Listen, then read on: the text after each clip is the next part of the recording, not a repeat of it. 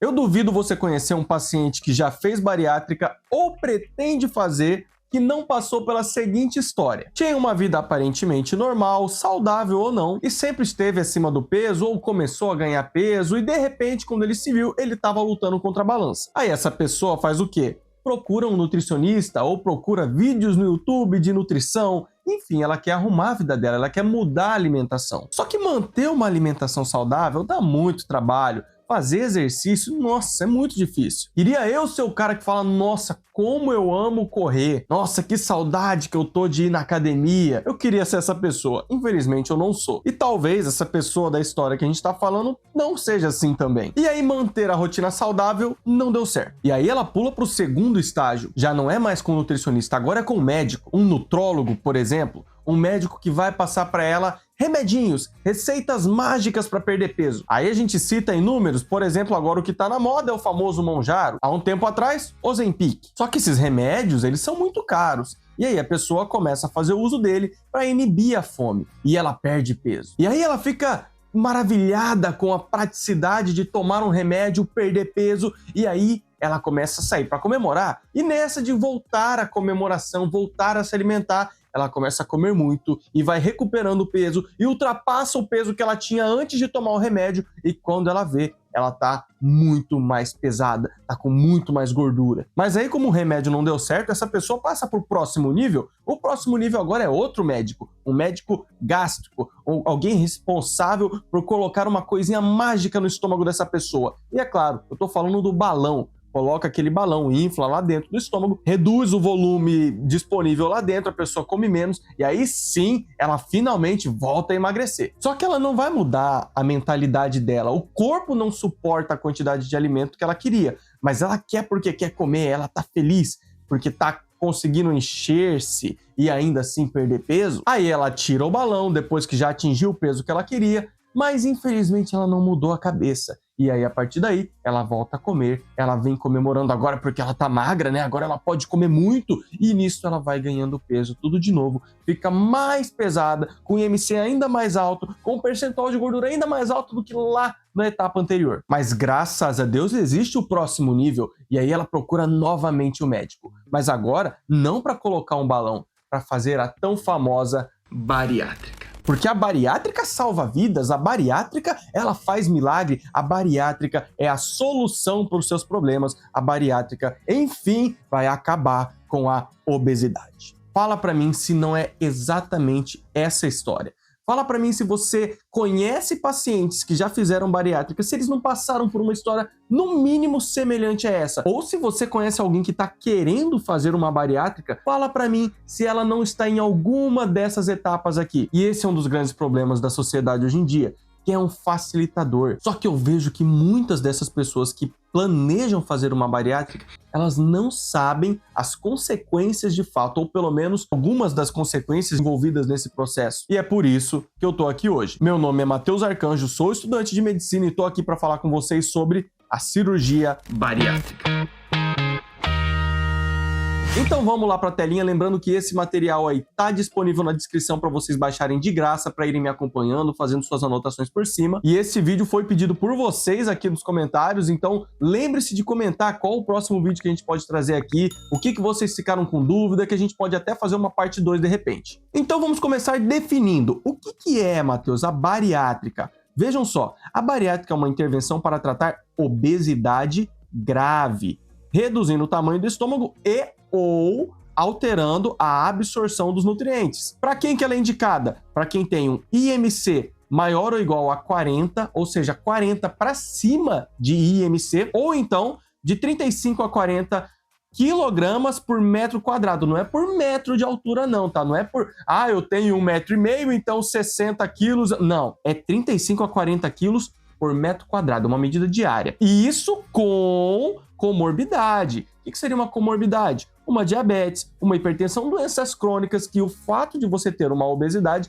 aumenta o risco de doenças. Mas, de modo geral, o que eu quero que vocês entendam é que ela não é recomendada para todo mundo que está acima do peso. A bariátrica ela é feita para pacientes que estão com uma obesidade grau 3, pacientes que têm um risco severo de não conseguir ter qualidade de vida se não tiver a bariátrica. Coloquei a tabelinha aqui para vocês darem uma olhada no IMC, ó. Então a gente tem graduação nesses níveis, não é você estar com sobrepeso ou com uma obesidade grau 1 e considerar já partir direto para a bariátrica. A forma correta de se tratar um ganho de peso excessivo é primordialmente mental, é mudança de hábito. Não é partir direto para os facilitadores. Até porque, como vocês vão ver nesses vídeos, os facilitadores têm consequências. Muitas dessas consequências, inclusive, que duram para o resto da vida da pessoa. E aqui eu trouxe alguns dados para vocês, as referências vão estar aqui no final e eu vou deixar na descrição do vídeo também, mas alguns dados que mostram a situação da bariátrica no Brasil e no mundo. No Brasil, a obesidade nos adultos basicamente dobrou de 2006 para 2019. Olha, o Brasil realiza aproximadamente 60 mil bariátricas por ano e é o segundo país com o maior número de bariátricas feitas anualmente. Acima da gente, temos apenas os Estados Unidos e o número é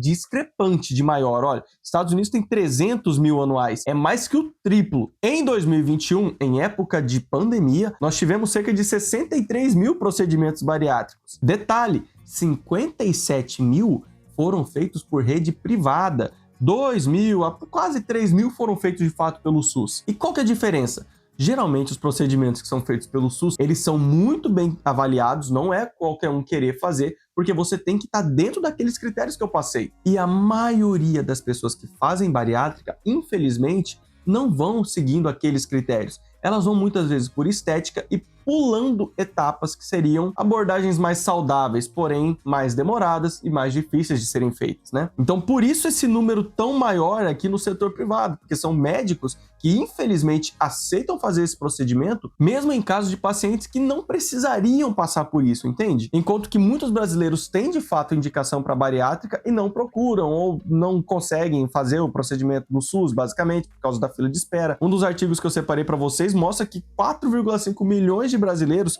têm indicação para cirurgia bariátrica. Só que para atender essa demanda, e aí eles levam em conta o ritmo atual de procedimento, a fila de espera e tal, que a gente tem hoje em dia, levaria cerca de 45 anos para atender todo mundo. Outra coisa que vale ser dita, a mortalidade, ou seja, o risco de você morrer numa mesa de bariátrica, ela é sim baixa. Ela é de 0,2 a 1%. Pouquíssimos pacientes morrem por causa da cirurgia bariátrica. É um procedimento considerado seguro, mas vale ressaltar da importância de você pegar um profissional de fato capacitado. Há um tempo atrás eu conversei com um médico, um dos poucos que tem especialização de fato em cirurgia bariátrica aqui no meu estado, e aqui em Mato Grosso, estado que eu resido, tem 4 médicos com RQE atualmente em cirurgia bariátrica. Então, buscar por um profissional que tenha especialização, que tenha prática, que tenha gabarito para fazer isso, vai reduzir ainda mais o risco. E por fim, olha, ela reduz o risco de morte em aproximadamente 29%, 30%. Mas esse reduzir o risco de morte, eu tô falando para os pacientes que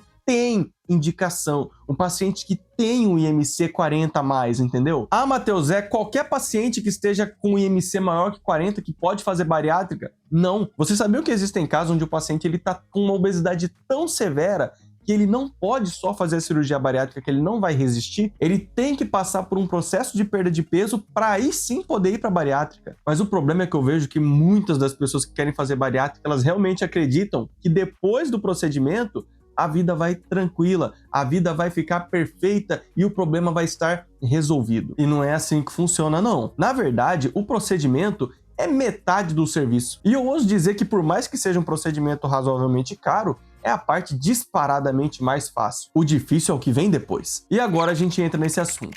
A vida do paciente que fez bariátrica. Bom, vamos começar relembrando como que funciona a comida no seu corpo. Se você assistiu o meu vídeo sobre o sistema digestório, isso aqui você tira de letra. A comida entra aqui, ó, que é o final do esôfago, ela cai aqui, ó, no seu estômago, isso aqui é um estômago bem desenhado.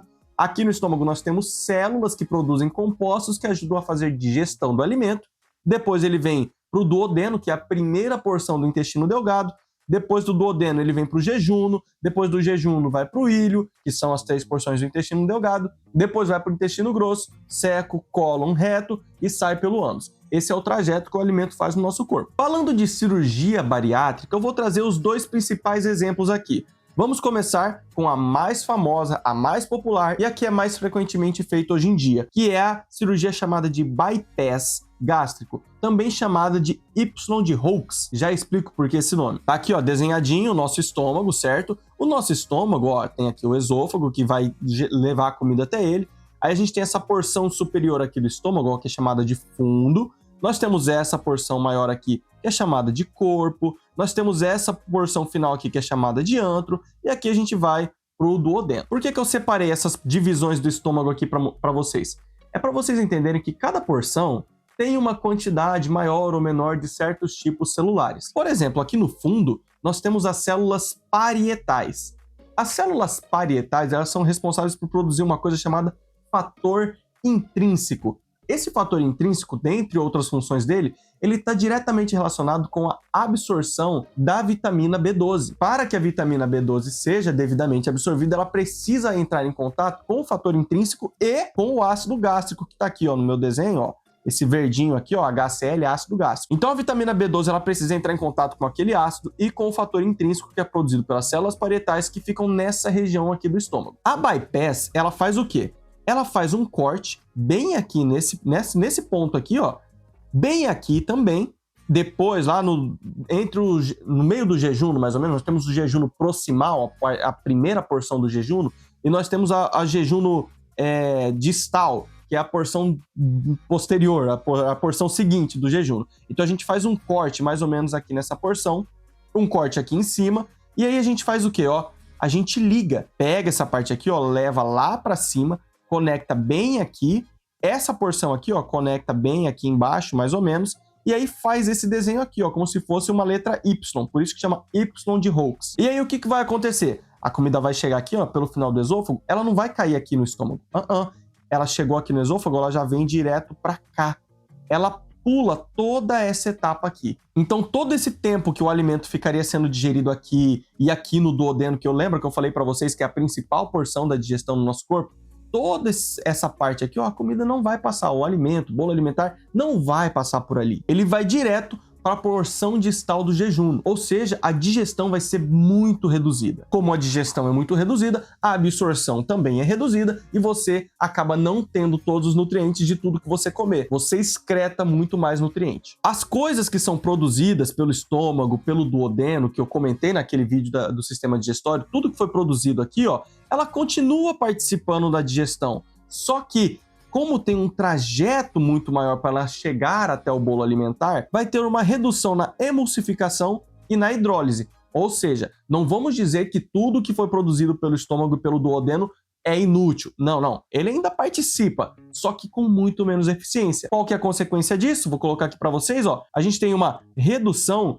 de cerca de 25%, um quarto, na digestão e absorção das proteínas. Lembra que naquele vídeo eu comentei que boa parte das proteínas elas são digeridas no estômago? Bom, não tem mais estômago participando, né, ativamente, então cerca de 25% da absorção de proteínas é reduzida com a cirurgia bypass gástrica. Outra coisa, de 60%, 65%, 62% mais ou menos de redução na absorção de lipídios, de gordura. E aí você vai pensar, nossa, que maravilha, é o que eu quero. Só que reduzir a absorção de gorduras não significa só emagrecer, significa também você ter uma deficiência de lipídio. E como eu falei naquele vídeo, o lipídio é muito importante para o seu corpo. O lipídio ele é importante para a produção dos hormônios sexuais, os esteroides. Então a pessoa ela pode ter queda na libido, ela pode ter disfunção erétil, no caso das pacientes mulheres, redução da libido também, redução na lubrificação do canal vaginal, enfim, N problemas relacionados à deficiência hormonal com base nos esteroides. Outra coisa, vamos falar de vitaminas? Nós temos aqui o complexo ADEC, já ouviu falar nesse complexo ADEC? É a vitamina A, vitamina D, vitamina E e vitamina K. Essas vitaminas, elas são lipossolúveis. Vitaminas lipossolúveis significa que elas precisam do lipídio para serem diluídas e, enfim, absorvidas. Como aqui nós não temos uma quantidade adequada de lipídios, nós vamos ter deficiência em todas essas vitaminas. E aí a gente tem os problemas causados pela deficiência dessas vitaminas. Por exemplo, vitamina D, sistema imune, a gente vai ter deficiência nisso aí. Vitamina K, antioxidante, problemas relacionados a isso. Ah, Matheus, é só isso? Claro que não. Ferro, uma coisa extremamente importante para sua hemoglobina, para quem conhece, assim, fala a anemia, geralmente está falando da anemia ferropriva, que é a anemia causada por deficiência de ferro. E nos casos dos pacientes que fizeram bypass, a deficiência de ferro é muito elevada. O que acontece é que o ferro ele é absorvido no duodeno e no jejuno. Como o bolo alimentar não passa mais pelo duodeno e nem pela porção proximal do jejuno, a absorção de ferro ela é extremamente comprometida. Então, pacientes que fizeram bariátrica do tipo bypass precisam fazer o quê? Reposição. E reposição de ferro via oral não vai ser muito útil nesse caso, porque não vai absorver corretamente. Então, geralmente, a reposição de ferro acaba sendo endovenosa. Também tem aqui, ó, deficiência de cobre, zinco, vitamina B9. Pela mesma situação, eles precisam passar pelo duodeno, jejum, para serem bem absorvidos. Como o bolo alimentar não passa por ali, nós temos também deficiência nessas vitaminas, nesses minerais aí. E, por fim, a B12. A B12, ela, infelizmente, precisa, como eu expliquei para vocês, passar pelo ácido estomacal e pelo fator intrínseco. Fator intrínseco, vamos lembrar aqui, ó, que é produzido pelas células parietais que ficam aqui no fundo. Ou seja, como elas produzem um composto aqui, o bolo alimentar não passa por aqui, vem ali para cima direto, a vitamina B12 acaba não sendo muito bem absorvida. A deficiência de B12 leva a um outro tipo de anemia, uma anemia chamada megaloblástica. Tá aqui, ó, megaloblástica. E aí o paciente vai ter que fazer o quê? Reposição de vitamina B12. Como que faz a reposição de vitamina B12, Matheus? Via endovenosa. A cada 3 meses, nessa faixa aí, o paciente tem que ir lá tomar uma injeção com vitamina B12. E a vitamina B12, ela está relacionada ao sistema nervoso, ao raciocínio. Então, é comum que quando está com deficiência de B12, o paciente fica um pouco mais letárgico. No caso de idosos, a deficiência de vitamina B12 está diretamente relacionada com a demência senil. Ela intensifica, ela potencializa a demência senil. Calma, antes da gente continuar, clica no gostei aqui embaixo, rapidinho, não custa nada, é um segundinho, clica aí. Se puder, se inscreve no nosso canal aí, para você receber os próximos vídeos que a gente vai fazer em prol da sua saúde e da sua educação. Vamos continuar porque eu acho que tá bem legal esse vídeo. Quando a gente fala de cirurgia bariátrica, nós temos os tipos restritivos, que significa o quê? A gente vai reduzir o espaço mesmo, para não caber comida. Então, ó, restritivo. Nós também temos as desabsortivas, que significa o quê? Vamos reduzir a absorção. Vamos fazer com que a gente não consiga absorver todos os nutrientes que a gente coma. A bypass, ela tá bem aqui, ó, nas mistas. Ela tanto reduz o espaço, porque ó, não tem mais o estômago para armazenar a comida, ele vai direto pro intestino, e ao mesmo tempo reduz a absorção. Então ela é uma cirurgia, ó, mista. Eu não coloquei aqui, mas vou escrever aqui por cima para vocês, ó. É uma cirurgia mista. Ela é a mais agressiva, ela é muito intensa, e aí o paciente pode pensar, poxa, então vamos para outro estilo de cirurgia, vamos para o próximo, que é chamado de gastrectomia vertical ou sleeve. É um procedimento também complicadíssimo e também com pontos negativos. Como que acontece? Ó, tá aqui desenhado, ó, nosso estômago vem aqui, ó, e corta e tira fora toda essa região aqui, ó. Todo esse pedaço do estômago aqui, ó, vai embora. O estômago fica desse jeito. Eu não preciso nem dizer que, ó, produção de fator intrínseco extremamente reduzida, digestão de proteínas extremamente reduzidas, e diferente do que acontecia aqui na bypass, o que era produzido, entre aspas, na mesma intensidade. Eu não vou dizer que é a mesma intensidade propriamente dita, porque como não tem o alimento passando por ali, o estímulo é menor mesmo. Mas tudo que era produzido vinha para o intestino. Aqui nesse caso, ó, mesma coisa, tudo que é produzido vem para o intestino, só que a produção fica extremamente reduzida. A área do estômago, o volume estomacal é muito menor, no caso de uma cirurgia de sleeve. Então, o que acontece? Redução de 80% do estômago. Ah, Matheus, e aquelas deficiências que você falou para mim acontecem aqui?